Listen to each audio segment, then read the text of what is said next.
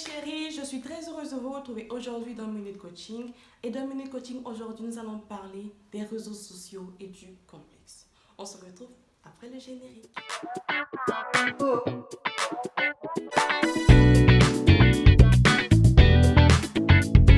Alors mes chéris, comme je vous l'avais annoncé, aujourd'hui dans Minute Coaching, nous allons parler des réseaux sociaux et du complexe.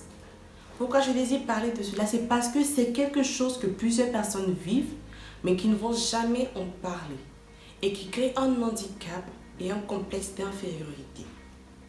Nous sommes tous sur les réseaux sociaux, il y a plusieurs réseaux sociaux, ok? Facebook, Instagram, Snapchat, Twitter, TikTok, il y en a plein.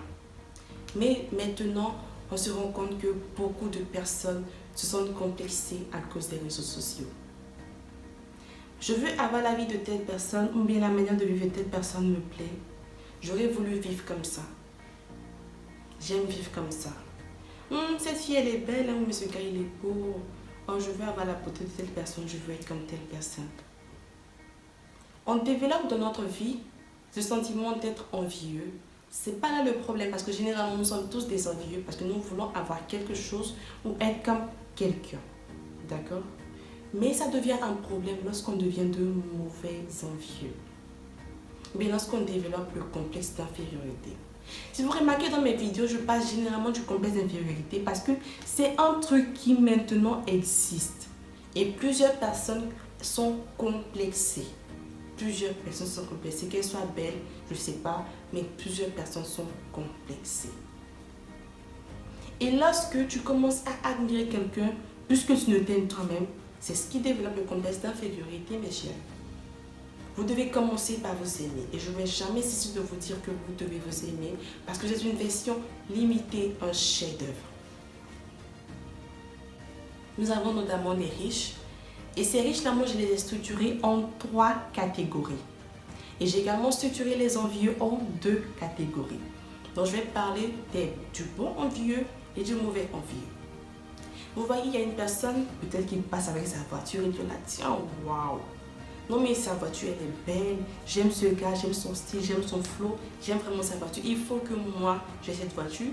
Tu vas checker les prix, tu vois que la voiture coûte 100 millions et tout. Et tu n'as pas l'argent pour t'offrir cette voiture. Et tu te dis bon, lorsque j'aurai l'argent, je vais m'offrir cette voiture. Et par la vie, par la grâce des choses, tu te rends compte que tu as 100 millions. C'est là maintenant qu'on va voir le bon et le mauvais envieux.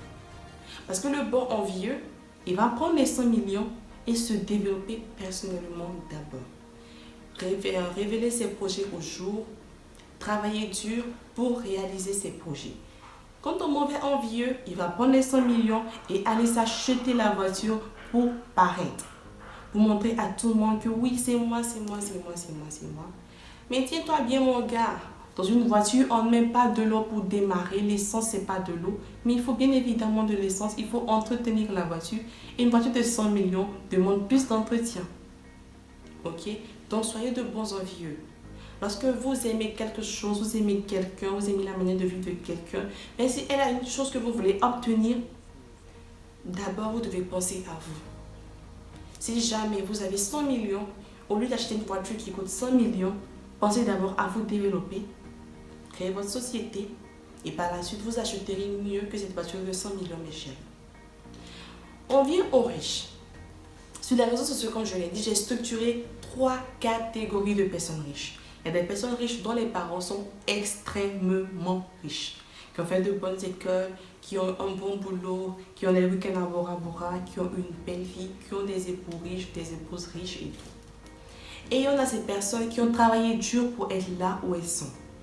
Okay, qui sont riches, qui vivent bien. Et il y a ce que j'appelle des vendeurs d'illusions, des pseudo-stars, des pseudo-riches, qui vous fait croire qu'ils sont riches, que leur vie est belle, qu'ils ont réussi, que votre vie, elle ne sert à rien. Ces personnes sont généralement très orgueilleuses. Ok? Moi j'ai ça, moi j'ai ci, elles veulent paraître. Pourtant dans le fond, Kabako, il n'y a rien. À force de regarder les gens sur les réseaux sociaux, vous commencez à vous oublier. À force de vouloir paraître ou commencer à vous oublier, vous devez savoir que sur les réseaux sociaux, il y a des personnes qui, lorsqu'elles ne paraissent pas, ne s'aiment pas. qui veut paraître pour pouvoir s'aimer, qui veut qu'on leur dise oui tu es belle, oui tu es beau. Sinon eux-mêmes ne sont pas conscients de qui ils sont. Et c'est la raison pour laquelle ils viennent nous embrouiller sur les réseaux sociaux. Ok? Il y a plusieurs personnes sur les réseaux sociaux. Et vous devez comprendre que les réseaux sociaux, c'est le virtuel. Tout ce qui se passe sur les réseaux sociaux, sur les réseaux sociaux, c'est le virtuel. D'accord?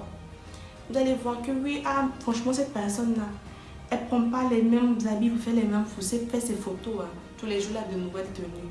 Donc moi, je vais être comme cette personne, je ne bisse pas les habits. Et gars, moi là, je bisse.